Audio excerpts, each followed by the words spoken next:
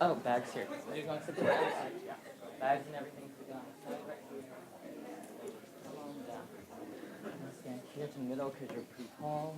And you want to stand for the side. If you want to stand here, we're going to stand right there. Very nice. Great. Jen, do you want to come over here? Sure. Perfect. You want to come on to the side right here. And then Leslie, do you want to come right? You want to talk? Hey, Rebecca, you want to come in? And you want to stand where Rebecca's? Yeah, come in front of her. You want to come here? Rebecca, why don't you? And y'all can stand this way. And then the shorter. Why don't you step forward? You're talking to me being short? Yeah. And why don't you step back? Yeah, come into the side here. Try to get in between. Wait, we have one more. Okay. Okay. And then we have a few more coming. Carmen Rios. Does she? Oh, okay, she didn't want to. Yeah. Yeah, take off your... Is that it? Okay, yeah, that's all it's going to be. Then with the three, You want to three scoot will one scoot person one over? over. Between those two heads. Perfect. Perfect. Rebecca, right Perfect. between you. Perfect. Perfect. So, and the members that's it. It was like, I made everything. Yeah. Thank you.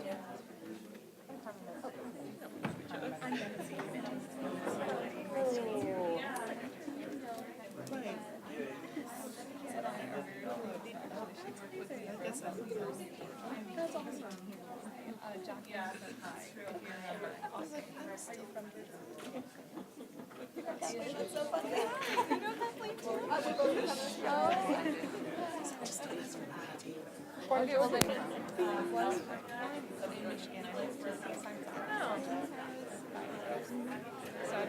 I went to high school in Georgia, and I was going to go to UGA, but then I abandoned. I should have got that good Hope scholarship, and I wouldn't be able to, press conference like this. I know, I just really wanted more student debt. That's all. I went to school. I would have thought I'm working for Leader. You were in a big conference in January over in so we're trying to do community service with some colleges. I have a lot of mornings, but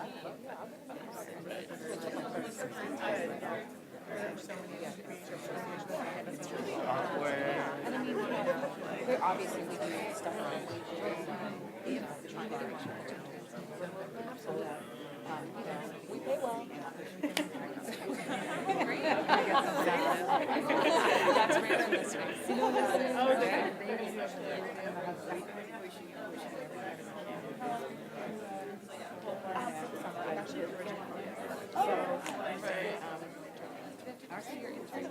Yeah. So it's awesome. To the end. Yeah, I'm leaving on this. But I go to school in Virginia, so it's like very close.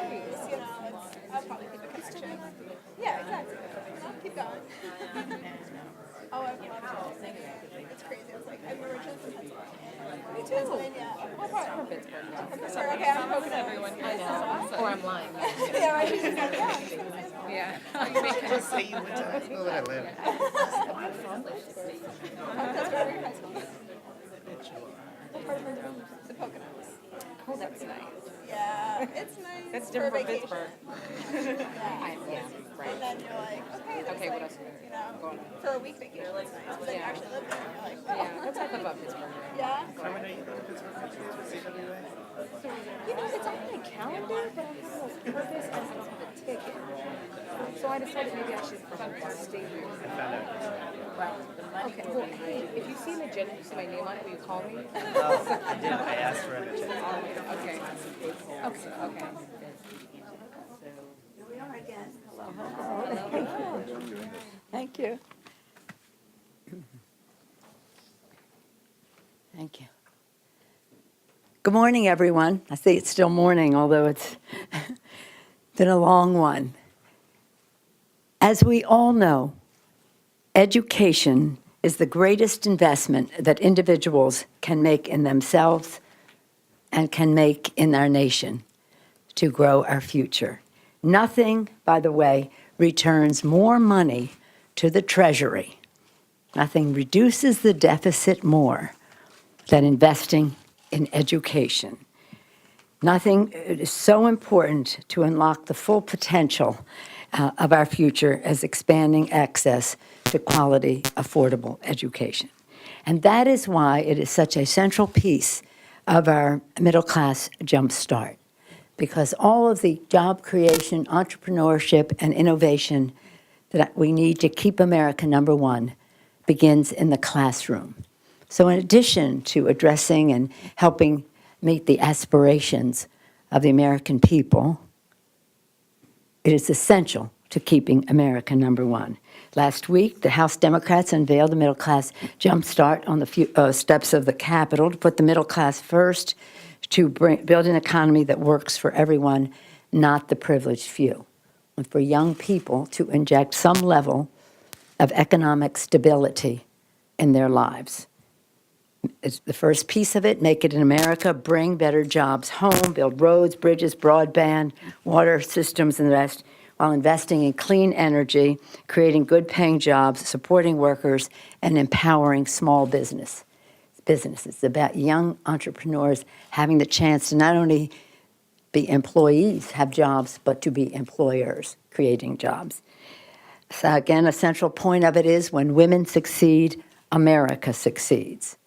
And that means young women as well. Equal pay for equal work, raising the minimum wage. Second piece of earned paid sick leave. Fourth, the next point, quality, affordable child care. And we have legislation for all of this that you will hear about. And that's the strong start that our children need.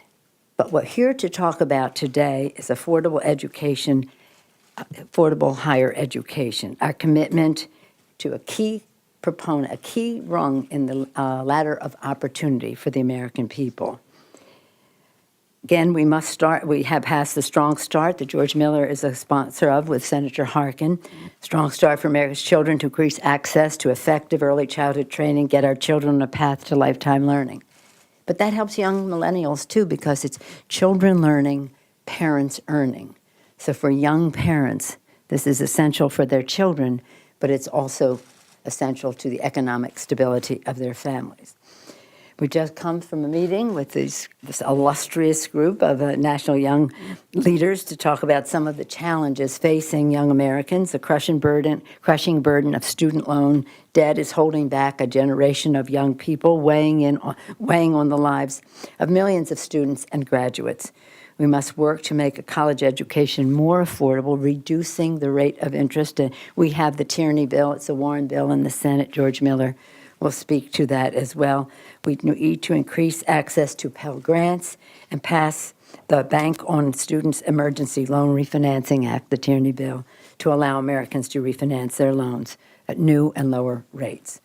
While Republicans continue distraction, dysfunction, and obstruction, we're on the steps of the Capitol announcing a middle-class jumpstart. They're upstairs trying to sue the president. Progress to create jobs on our side, process and obstruction on theirs.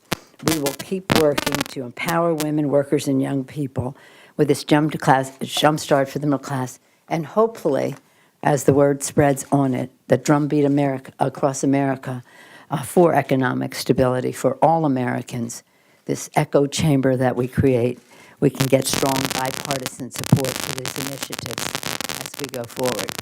With that, I'm pleased to yield the floor to the distinguished gentleman from California. He has served chairman of at least 4 committees, one that relates to children and families early on in the Congress, the chair of the Natural Resources Committee, later the Education and Workforce Committee, currently and for a long time the chair of our Policy Committee. I've said of him, 3 most important issues facing our Congress are our children, our children, our children, and no one has done more for our children, our children, our children than George Miller, George Miller, George Miller. So thank you for your commitment to the future, George Miller. Thank you. Well, Madam Leader, thank you so much for that very generous introduction. And we understand when we propose this jumpstart to tell America that should the Congress change, and the Democrats are in the majority, that we are going to pass legislation that creates that jumpstart, the ability for individuals to get into the middle class, who aspire to the middle class, those who are in the middle class to stay there. And clearly, education is not only the most important element in terms of the future of our nation, with all of our international competitors and competition in the world in economics and every other arena, but we also know that this education really is the question of whether or not people will succeed in getting into the middle class and remaining in the middle class as the economy changes at a rapid rate. And that's why we're supporting 2 major important elements. The first one is legislation that I am supporting, which is passing a strong start for America's children. Clearly, early education, early learning opportunities for children are absolutely critical to their success in K through 12 education. It's critical to their success in college, and it's critical to the question of whether or not they will complete college. And that's why we've supported this effort to make sure that the access to high quality early learning opportunities for 3-, 4-, and 5-year-olds is available pre-K, so that they will be prepared for school and they will succeed in school. And we can't wait, because those 3-, 4-, and 5-year-olds, if we wait 5 years, they'll be 8-, 9-, and 10-year-olds, and that's just unacceptable in terms of their ability to succeed in school. And clearly, the Republicans, as they continue to limit and to cut and to restrict access to early learning opportunities for our children, they're refuting all of the now very clear evidence that early childhood education, high quality early childhood education, makes a marked difference in terms of people's school success, at all levels of school success, their success in the economy, their success in family formulations, and also staying away from all of the negative behaviors in our society. The research has only gotten stronger and stronger,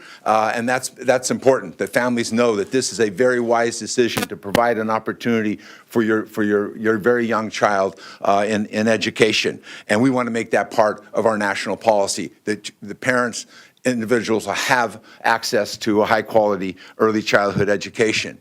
And when they succeed that education, the other thing we want to do in terms of growing our economy is make sure that those individuals who have graduated from college, certainly many of those individuals who have graduated from college or have gone on to the workplace without graduating but have student debt, we want to make sure that they have an opportunity to refinance that student debt. And that's why we're strongly supporting, and we will enact Congressman John Tierney's legislation, which says to bank on students.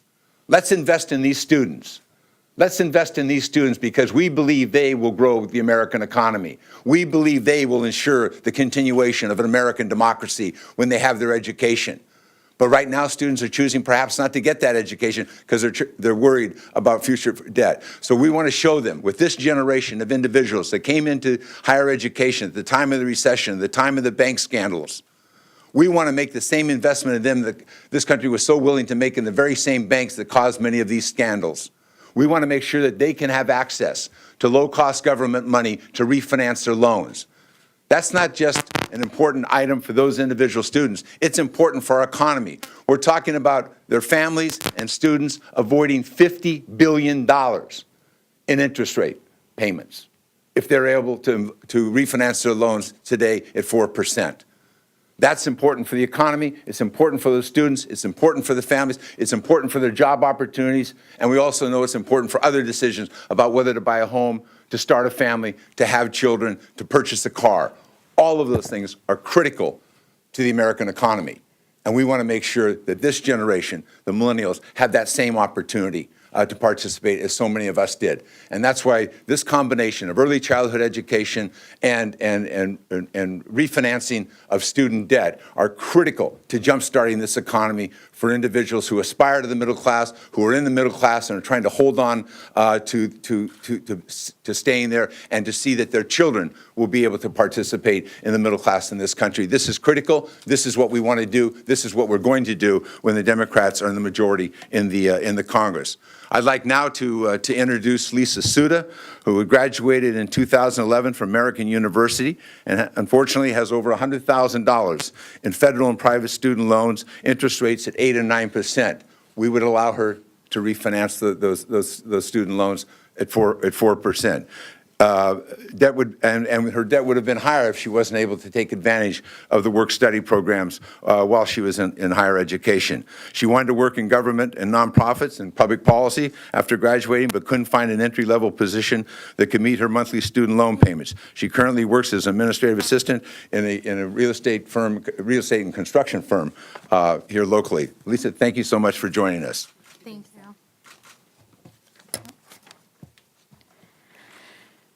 Good afternoon. My name is Lisa Suda, and as he said, I'm an administrative assistant at a commercial real estate firm here in DC, and my student loan debt after paying $1,400 a month for the past 3 years, as of today, is $119,694.70.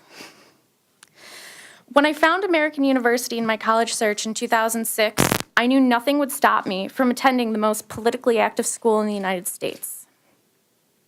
My dad was about to retire as a union boilermaker from Local 7 in Erie County, New York, but I did not think that being from a blue-collar family in a lower-income area that it should prevent me from going to my dream school.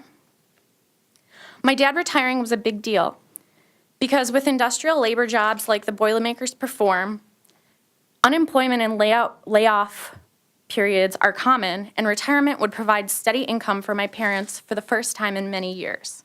My mom is a part-time bank teller, and my dad worked the industrial type of job since he was a teen. They set a bar that if you work hard enough at something you love, you can succeed, but you really have to work for it. I graduated as a member of the National Honor Society with an Advanced Regents diploma from Hamburg High School, a public high school just south of Buffalo, New York. I applied early decision to American University here in DC. As most high schoolers are mildly aware of money, I did not think that cost could ever be a factor. I thought most of suburbia was moderately blue-collared communities such as mine that shared times of struggle, but apparently I was wrong. I did not know how other people considered wealth until I showed up at the expensive private university of my dreams and was exposed to what real wealth is, and what the real white-collar middle class was.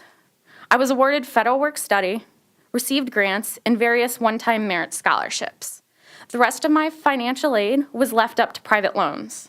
The cost of my first private loan from Sallie Mae in 2007 was only $18,900. I certainly did not think about that price going up in the years after. All I was really worried about was making friends and fitting in. The next year, I lost my federal work study and some of my financial aid because my dad received $10,000 in disability funds from an accident on a job that forced him into early retirement at age 55. That $10,000 was enough to register in the FAFSA saying that my parents could afford to help me pay thousands more for college, despite the fact that that money, went to pay for his medical bills and knee replacements. As a result, my sophomore year at American, I had to take out a private loan at the cost of $31,101. The following years, my work study was restored when it was realized that I was poor after all. But still not poor enough because my last 2 years of college, I had to borrow $27,785 and $30,000 for my senior year. Before the interest capitalized and the borrower's fees were included, I borrowed $107,786. Before my loans even went into repayment, the capitalized interest on my Sallie Mae account was over $20,000. Finally, going into repayment, my total amount owed was $140,087, and the interest rates on the 4 loans ranged between 8.25 and 9.75%. There's not a nice total paid section on the Sallie Mae account along with your total owed, but in the past 2 years, I have spent $29,738.08 in interest alone, according to my 1098E tax forms. This is well more than many of the staff assistants here on the Hill get paid in 1 year. My dream was to work for one of the staff members before me today. I interned for both Representative Brian Higgins from Buffalo, New York, and Senator Kirsten Gillibrand, also from New York. And I wanted to do, there's nothing more I wanted to do than legislative research and grunt work that would give me the satisfaction that I was going to be a part of the political system that created the ACA, or something equally as great. The truth is, you cannot be paying $1,400 a month in student loans, plus pay rent, and take an entry-level staff assistant position that pays less than $30,000 a year. I took jobs that cover the living costs, but I cannot afford to take a pay cut to work in the positions that offer the experience required to work in the political world here in DC. I chose my college and field of study because it's something that I love to learn, study, focus, and debate. However, my degree's worth has been reduced to the periodic social media ramblings and political debates with friends. I had to turn down dream positions because of low salaries, and it's not because I'm cocky or I think I deserve more money than the next person because I am awesome. It is because I could not afford the loan payments on that salary. I cannot have my dream job. I cannot use my degree.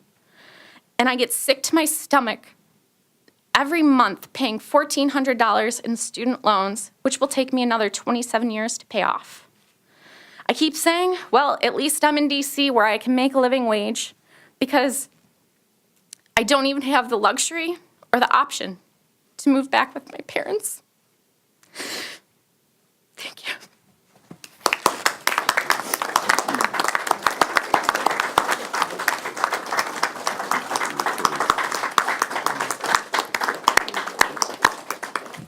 I'm Congresswoman Donna Edwards from Maryland's 4th Congressional District, and I don't know about you, but when we hear Lisa's story and the pain that she shares of wanting a college education and that her parents shared for her and her dream, but that dream is interrupted because of the burden of her $1,400 a month in student loans. And so I'm here today because I think that if we're enable ourselves to jumpstart the middle class, we have to start with making college affordable, enabling people who are in the middle class to do what families for generations have wanted to do, and that is to make things better for themselves and their families, not asking a lot to be able to send their children to college, and to do what Lisa did, go to college but make it affordable for her. I shared earlier that when I came to Congress, actually the day that I was elected or received the Democratic nomination in Maryland, that morning as the polls opened, I dropped my last check for my student loans in the mail, over $100,000. And I thought, like Lisa's parents, that when you work hard, that your children will be able to do better than you did. And yet here, all of our children's hopes and our young people are constrained by the burden of their student loan debt. And so the importance of John Tierney's legislation that would require us to bank on students to allow them to refinance those loans, not at 9% or 7%, but at 4%, so that it's affordable to pay back, so that Lisa can live her dreams. That we invest in early childhood education so that America really can get a jump start. And so that's why we're all here today, because our middle class jumpstart agenda attacks the problem from both sides, the pay side and the student debt side. On pay, yes, we want to pass paycheck fairness so that we can make working for women affordable. We want to make sure that the typical woman like Lisa, who graduates with a bachelor's degree, that instead of earning thousands of dollars less and paying thousands of dollars more in student loan debt, that she's really given a fair start, that she's given a jump start into the middle class. And at a time when raising the minimum wage, when 2/3 of our minimum wage workers are women, and that so many of those women are struggling with things like childcare and investing in their children, America deserves a middle class jumpstart. And it really isn't just a phrase. It is about making certain that Lisa and all of our millennials have an opportunity to contribute to our growing economy. And yet, each time House Republicans have really opposed a common sense proposal to jumpstart the middle class.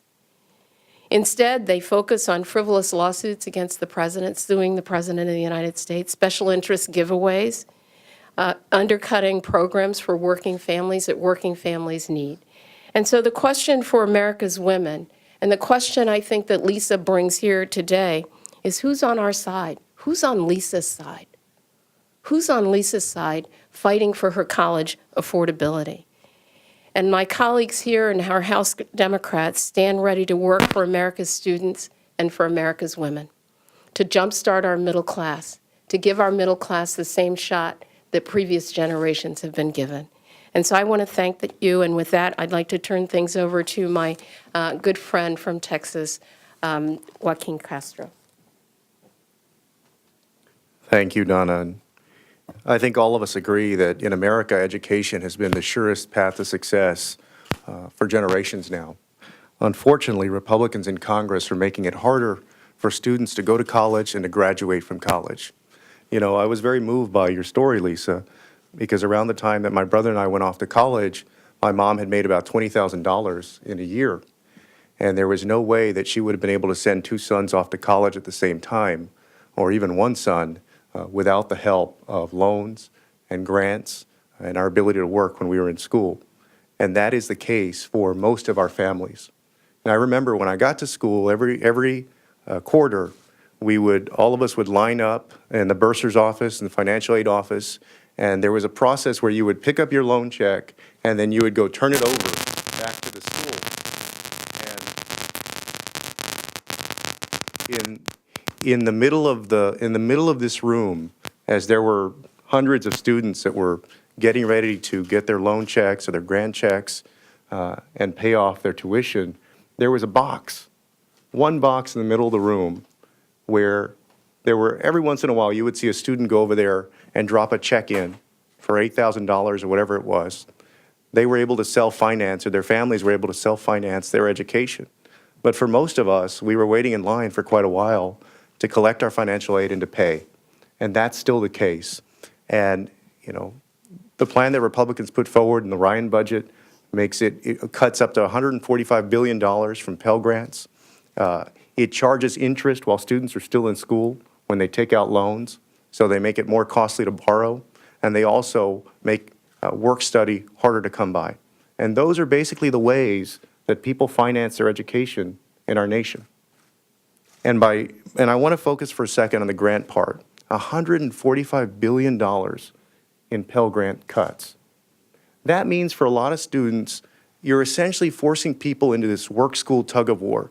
And we see it every day, particularly at our community colleges, where so many people are trying to go to school full-time and also, because of their finances, are often forced into working full-time or working more than part-time. And so what happens because of that work-school tug-of-war is that people end up giving up on school because they have to deal with the more immediate needs of either helping their families financially or paying their own bills. And that's not the way it should be. And we know that if we continue on this course, if we were to enact the Ryan budget, what would happen is that less people would be able to go to college, less people would be able to graduate, and we certainly know that our economy would suffer for it and that America would suffer for it. So we want to make sure that we have your support in continuing to fight to make it easier to go to college, make it easier to afford paying for college, and make sure that people can continue to pursue their American dreams when they graduate. Thank you. And it's my honor also to introduce my freshman colleague from New York, Grace Meng. Thank you so much. We just came from one of many, a part of a continuing conversation with so many of our young people, our future leaders across the country. I'm here today not just as a Congresswoman, not just as a strong supporter of this important middle-class agenda, but as a mom of two young boys, ages 4 and 6, who are part of a generation that, when I think about, I cringe when knowing that we live in the greatest country in the world, the United States of America, but not every 4-year-old will have an opportunity to have a good quality education. I cringe when knowing that as part of the greatest country in the world, that many may grow up in a household where their mom and dad don't make the same salary for possibly the same job that they may hold. I cringe when knowing that being part of the greatest country in the world, America, that they may not have an opportunity, like Lisa, to get a good quality education and not be saddled with debt and not get their dream job to serve their country. Children of immigrants who had come to the United States so that their children could have better opportunities than them. Children of our union workers who built this country, who may not be in as stable of a economic situation as they were growing up. So I'm here to support this important middle-class agenda because our young people, the people behind us, the people in this room, they are part of the middle class. They are part of a class, a group that desperately needs America to pass legislation such as the middle-class agenda. What Congress does or does not do will severely impact our young people, our middle class, our next generation of our leaders. So thank you. Thank you very much to Congresswoman Meng, Congresswoman Edwards, Congressman Castro, Congressman Miller. I join all of them in thanking Lisa for sharing her story with us. Her story is a story of the American dream as it is aspired to and hopefully will be achieved It has been for her family. I know they take pride in her higher education and what's in store for her next, which has to be better and can only be better with a change in public policy. Some fundamentals. The middle class is the backbone of our democracy.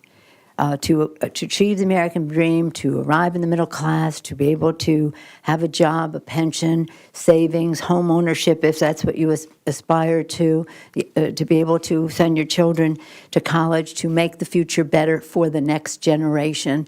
That is what our founders had in mind. That's why they said we would be a country forever, seclorum, forever, in our national motto, a new order for eternity, because one generation would always take responsibility for the next. That's what we have the opportunity to do. That is the debate that we are engaged in now.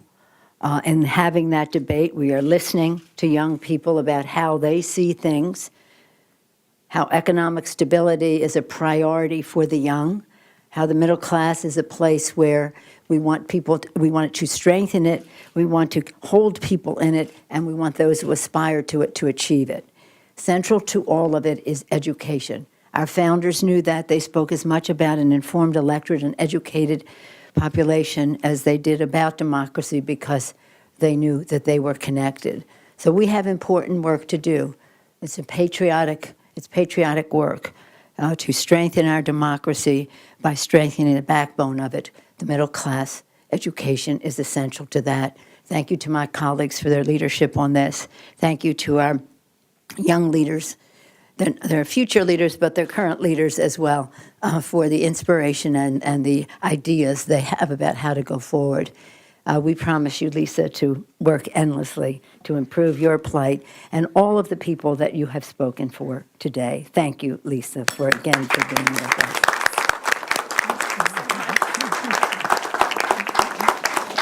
Thank you all very much for coming. Thank you.